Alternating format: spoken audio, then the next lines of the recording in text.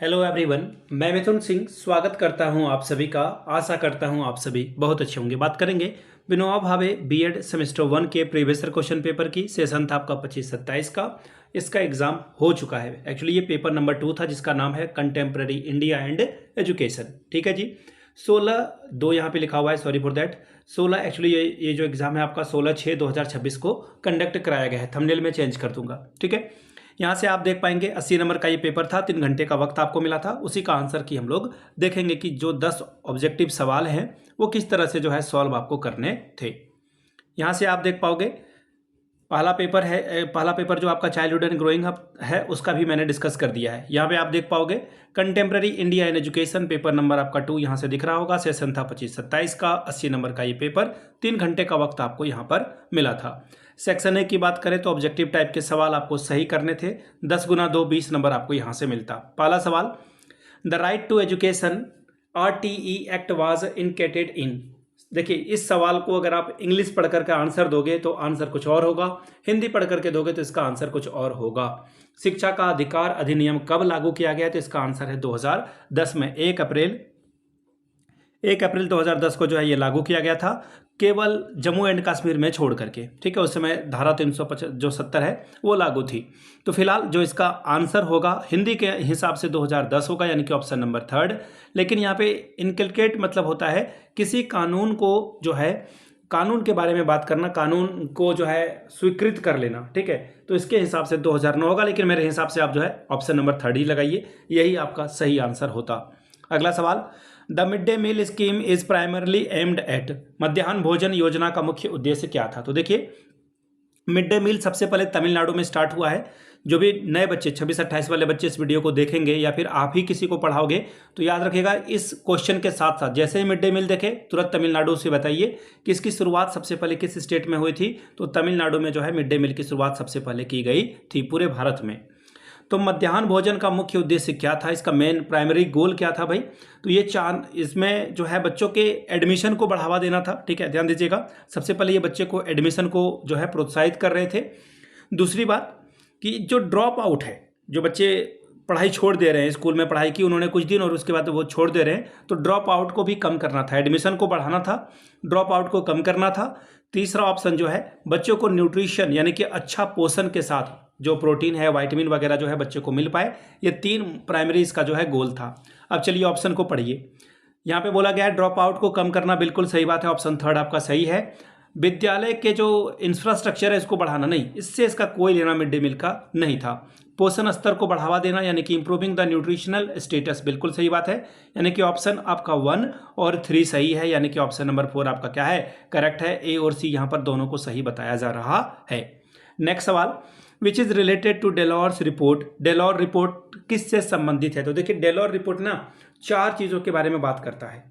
4 चीज़ों के बारे में बात करता है। अब उन 4 चीज़ों के बारे में हम लोग बात कर लेते हैं सबसे पहले, ताकि आप जो है कभी भी एग्जाम दो तो आपको दिक्कत का सामना ना करना पड़े। 4 ऑप्शन के बारे में बात कर लेते हैं। सबसे पहला है लर्निंग टू नो, यानी कि लर्निंग टू नो यानी कि जानने के लिए जो है, जानने के लिए सीखना। फिर है लर्निंग टू डू शॉर्ट में लिख रहा हूं, आप लोग समझ जाना। लर्निंग टू डू का मतलब होता है करने के लिए सीखना। तीसरा देखिए क्या है, लर्निंग टू बी यानी कि होने के लिए सीखना। और चौथा पॉइंट जो बोला गया है वो है लर्निंग टू लिव टुगेदर, यानी कि एक साथ रहने के लिए जो है सीखना, ताकि आप जो है भाईचारे के साथ, शांति के साथ एक दूसरे के साथ रह पाएं। अब देखिए यहाँ पे सारे ऑप्शन में स्ट्रेंथनिंग फैमिली बोला गया है, कहीं पे इसकी बात नहीं आई है। सब वर्ड में लर्निंग है। लर्निंग टू एजुकेशन नहीं है, लर्निंग टू नो है, लर्निंग टू इक्वालिटी की बात नहीं हो रही है। तो ऑप्शन आपका जो है सेकंड सही हो जाएगा।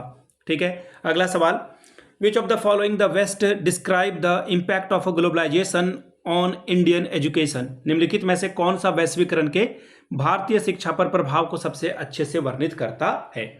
इंटरनेट की पहुंच अगर कम हो जाएगी तो हम जो रिड्यूस एक्सेस है इंटरनेट का, अगर वो कम हो जाएगा तो हमारी पहचान घटेगी, बढ़ेगी नहीं, बल्कि हमारा जो है इज्जत का पाव भाजी बन जाएगा। सीधी सीधी बात है। ठीक है, इंटरनेट तक हमारी पहुंच नहीं है और हम लोग विश्वगुरु क्या ही बनेंगे।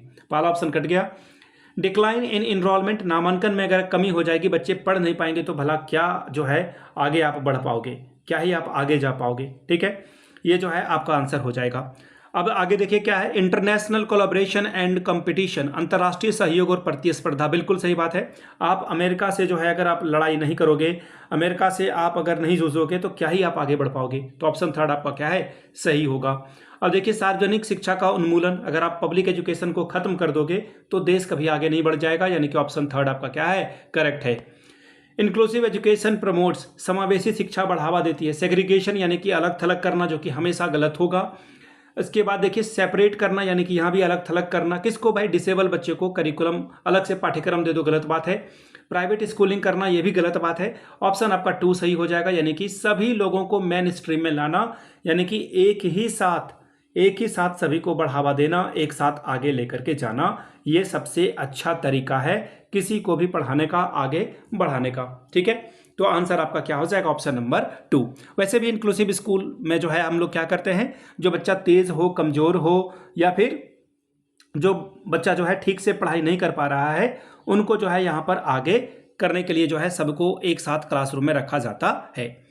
नेक्स्ट सवाल देखिए क्या बोला गया है, education is concerned an instrument of a social change because, शिक्षा को सामाजिक परिवर्तन का साधन माना जाता है। क्यों भाई, क्योंकि ये परंपराओं को संरक्षित करती है, प्रिजर्व ट्रेडिशन। नहीं, ये बहुत अच्छी बात नहीं है। यहाँ पे बात हो रही है परिवर्तन की, सोशल चेंज की, तो ये परंपराओं को संरक्षित करने वाली बात ठीक नहीं है।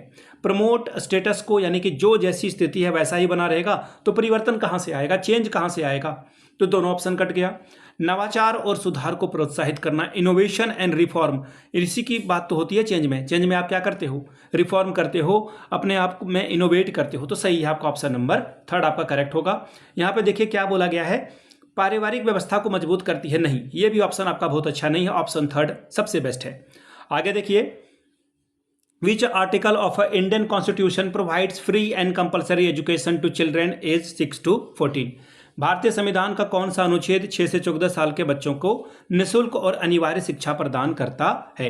देखिए अब बात किसकी हो रही है, भारतीय संविधान का कौन सा अनुच्छेद 6 से 14 साल के बच्चों को निःशुल्क और अनिवार्य शिक्षा प्रदान करता है। देखिए आरटीई एक्ट 2009 के हिसाब से जो है ये बात कही गई थी, आपको भी पता होगा कि आरटीई एक्ट यानी कि राइट टू एजुकेशन एक्ट में फ्री एंड कंपलसरी एजुकेशन की बात की गई है। लेकिन अगर एजुकेशन की बात अगर की जाएगी तो आर्टिकल 21A में ये बात कही गई है कि क्लास 6 से 14 साल के बच्चों को आप फ्री में बच्चों को पढ़ाओगे और क्वालिटी एजुकेशन उसे दोगे। अगला सवाल, कोठारी कमीशन, जो कि फॉर्म कब हुआ है, 1964 से 66, try language formula Kothari commission ने ही दिया था। फिलहाल सवाल को पढ़ते हैं, कोठारी कमीशन का गठन कब हुआ, ये तो आंसर ही मैंने बता दिया। कोठारी कमीशन का गठन 1964 में हुआ है और ख़त्म जो है ये दौलत सिंह कोठारी के नाम से ये कोठारी कमीशन बना था।